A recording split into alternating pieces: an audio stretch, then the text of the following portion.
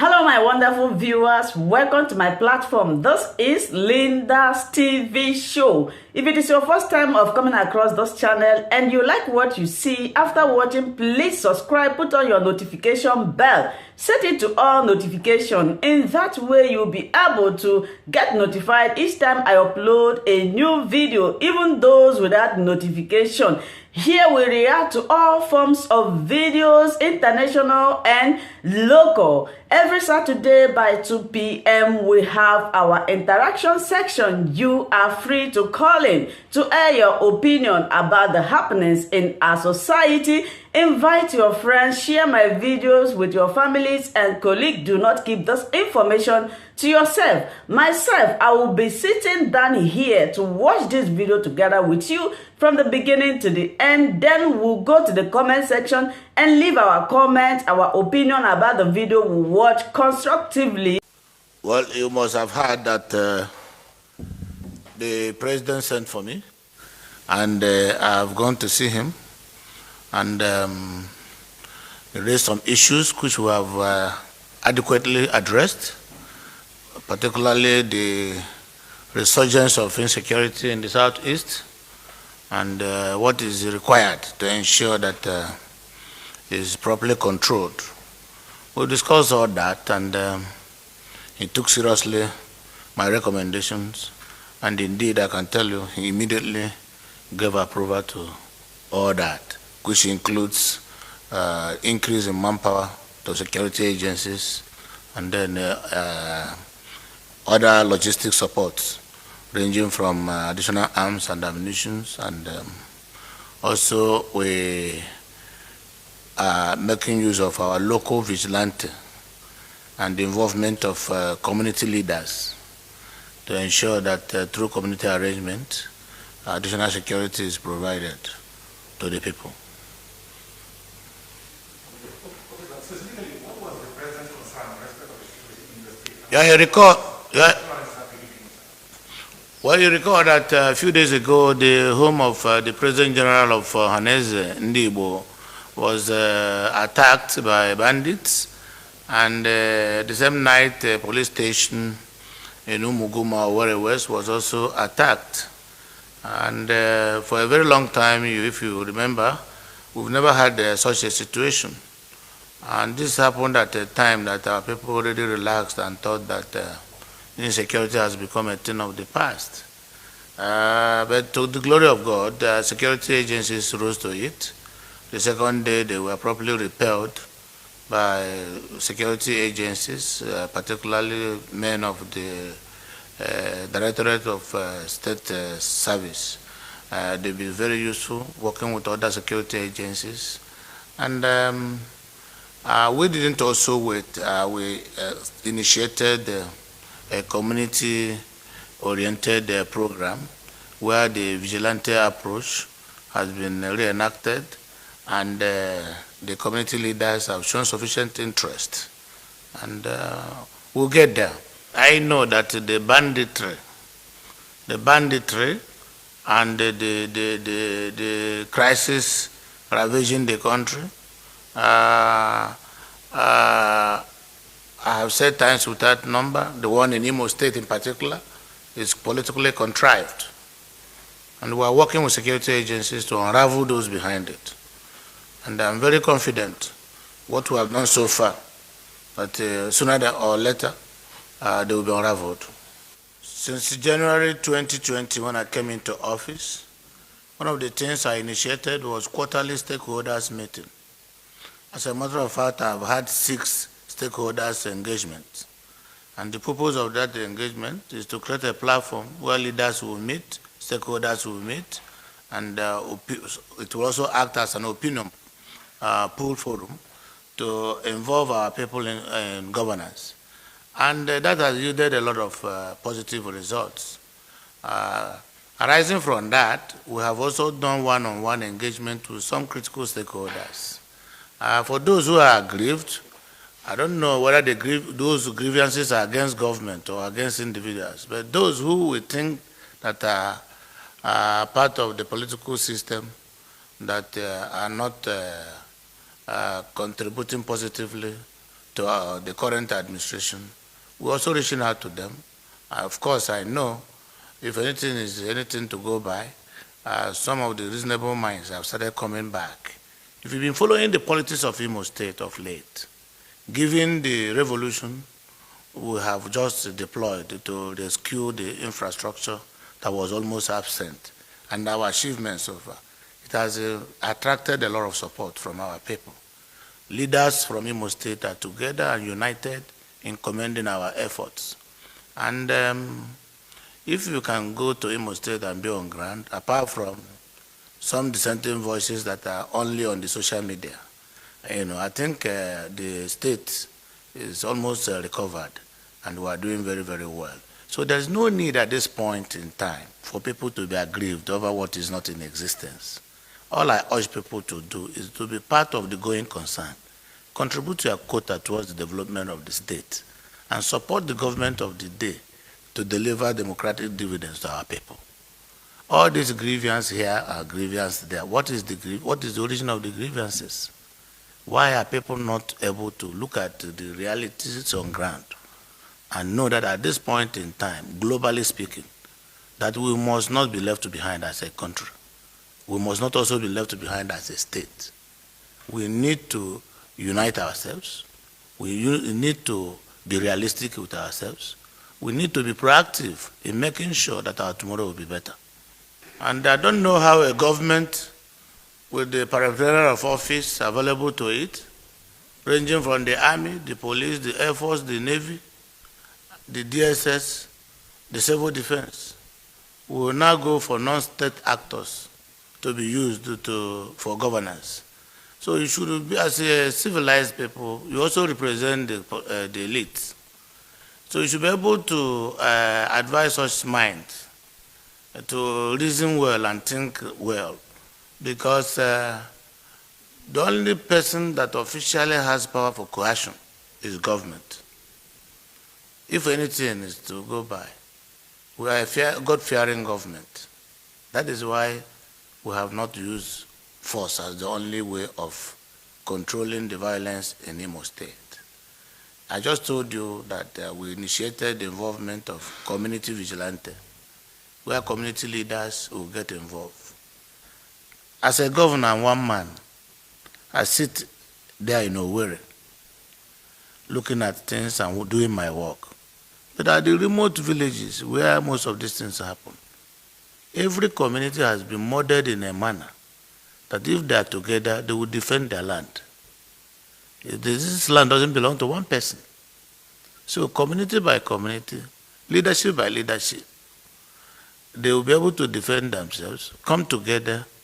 Even before this time, we are known from the part of the world where I come from in the East. We believe in the town union system. This town union, apart from the traditional institutions, leaders come together, set up a town union.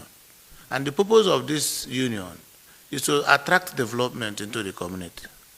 Is to not to allow only government to be the person providing developmental projects. Through community efforts, a lot of projects have been completed in the Southeast, ranging from town hall, rural roads, electricity, health centers. So it will not stop now. All we can do, any reasonable government, is to modify and encourage such partnership to be able to have and optimize the result. So tell those people who are of that thinking that they need to review their thinking and think right.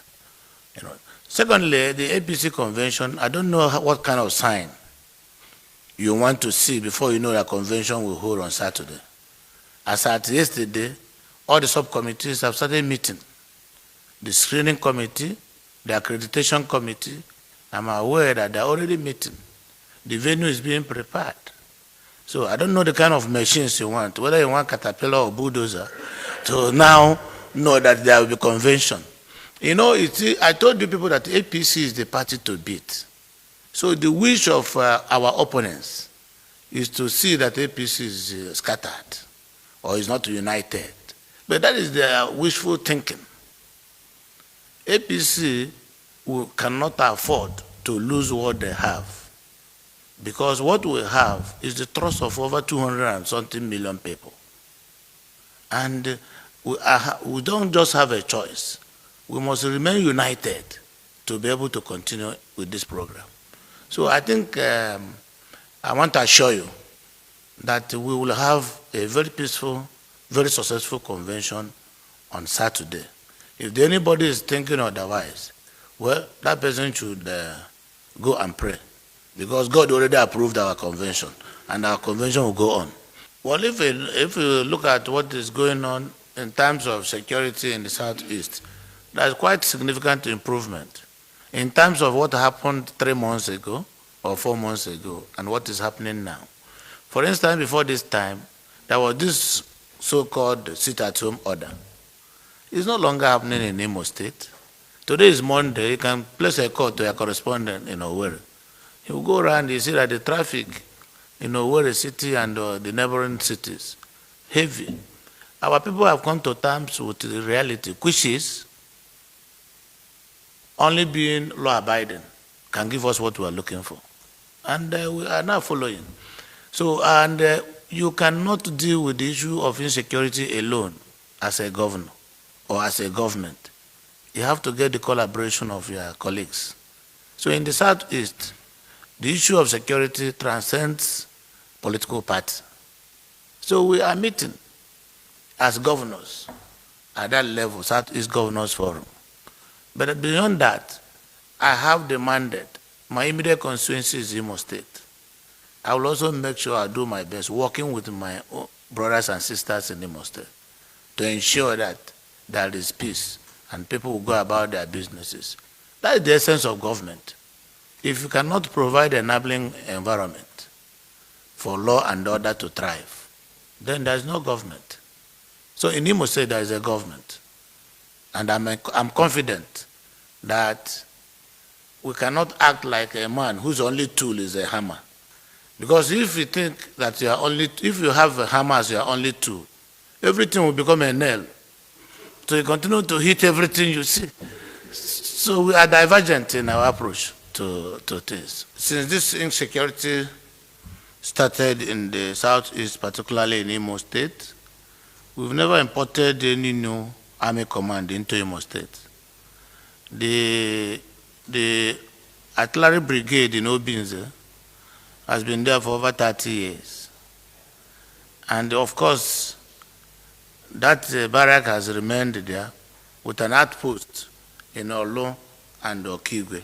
There are 3 major towns in Imo State: Olo, Owerri, and Okigwe. So in the case of Olo, it's a base, a small base. And I can't remember anybody deploying new soldiers to that Olo. If anything, part of what I'm asking for now is to see whether we can have manpower, additional manpower to Imo State, not soldiers. Because maybe if you look at what is going on now, the Department of State Security Service, the Civil Defense, the police, they are trained better to manage civil disturbances. So this military, only they use for a backup. So the people who actually should deal with this issue of insecurity, according to their training, is the police, the civil defense, and the Department of State Service, Security Service. So we did not do that, but you know, I don't want to accuse anybody or condemn social media, because there are also benefits of the social media. But in every event, every program that comes with advantages has its own disadvantages. Of late, people are quick at manufacturing photographs or films and posting on the social media. Sometimes they will copy what is happening in Ghana and paste it to be happening in Nigeria. You know, these are some mischief makers. But we cannot, because of them, condemn this social media thing, because social media also has advantages. We're able to know things when they happen and where they happen on time for response purposes. So that is one. Two is You talked of my colleague calling of Yahoo. I don't know. I appeared politics of today in channels, and this question came and answered it. Up till now, nobody is able to tell me the meaning of Yahoo Yahoo. And if I don't understand it, I don't see how I can respond to it. I don't know whether it means good or it means bad. Maybe it means good. If I condemn it now, it means I'm condemning the good thing. So maybe you should help me to interpret Yahoo Yahoo, and then we can manage it from there. Thank you. Ohaneze the President General of Ohaneze, you know, that is the apex socio-political organization of Ndibo. And it's a position that comes with envy. Every success in life. In fact, it is when you succeed in life that you will now know, if you don't take time, the first enemy you have will be your closest friend because of envy and unnecessary rivalry. We will do our best using the security agencies to arrest those who did the action and to see what security will be able to extract from them in terms of information. But until that is done, unless there is any prophecy from any of us to be able to tell us exactly this is the exact thing that happened or not, let's wait for the investigation report, at least the preliminary investigation report, to come out before we can discuss the matter. I started by telling you the number of stakeholders' engagement. If you don't want peace, you can call your brothers, come, let us discuss together. That is number one.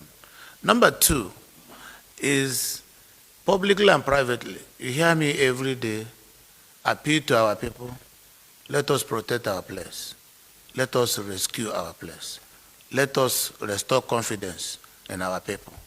Let us be a more responsive government that will be all-inclusive. Democracy is about the people. The government of the people, by the people, and for the people. So if you're alone, you're not a government yet. You're not practicing democracy. So, and don't forget, without fear of being accused of praising myself, I came from the parliament. For 8 years, I was in the Senate, making laws. The process of lawmaking is people-oriented. You start with your first reading, second reading, you conduct a public hearing, you want to know what the people think and how they feel. We are very close to the masses, to the people. And the aggregate opinion of our people, at the end of the day, will be what will come in to become law. And then we are bound by it. So again, I want to plead with you. If you know any of these, my brothers, who think I will not come, tell me, you will escort me, we'll go there and see the person. You know better. I am not going to sit here and tell you that anything that, because without peace, it's not even me, all of us, without peace, we don't have a country. It is only when there is peace and that the environment will be ripe that we'll be able to make progress. So, but all I'm asking people, try also as a person or as a people, we should be able to regulate our appetite and regulate our ambition, so that once it is in conflict with the larger interests of the people, we know how to reposition them. We may think that we want this and we want it immediately. But in the thinking of God, God may say it's not time yet. You end up forcing yourself. I've seen people lose their lives, forcing to get what probably is not right before God, or the timing of it is not okay. So I'm religious enough as a Christian, a practicing Christian, to know that no matter what we do here as efforts, until it is time approved by God, nothing happens. Second question? Is there any additional promises the president has made? I can tell you that we have a statesman, a nationalist as a president. And there has never been a time I presented to him any request that will benefit the people that he did not approve. So, and that is why I'm excited anytime I'm before him. Because the man thinks Nigeria, dreams Nigeria, and is living for Nigeria. That is the truth of the matter. We have seen presidents come acquire estates, acquire properties here and there, acquire fat bank accounts. I challenge anybody who will tell me that as a president, President Muhammad Buhari has acquired estate here, or has a fat account there, or has married additional wives, or keeping concubines. Let the person tell me. So in jumping to follow this man, I put in my legs and my hands, because he's a man of the truth. He says the truth. Only logic makes sense to him. Good logic. So that is why, and me, before this time, even in the Senate, some of you here who worked with me in the Senate, you know I'm a slave to merit. Once I see anything deserving of anybody, I support it. I don't support a bill because it's from Mr. John or Mr. Peter. Once it makes sense to me, and it is part of what will bring Nigerian unity to be strengthened, I follow. So I think I have gotten every encouragement from Mr. President and support to make sure that there is peace in Imo State. The only remaining one is left for security agencies to do their investigation quickly, unravel those behind this thing, and then bring them to book. Any other question? Thank you so much, my wonderful viewers, for watching this video together with me from the beginning to the end. Like I said before, if you like what you see here, if you like what I do in this platform, as you have finished watching this video, please hit that red button that says subscribe and put on your notification bell to all notification. In that way, you'll be able to know when I upload a new video. Share my videos, leave your comments in the comment section constructively. Until I meet your way again in my next video, I still remain your Linda's TV show. Bye-bye.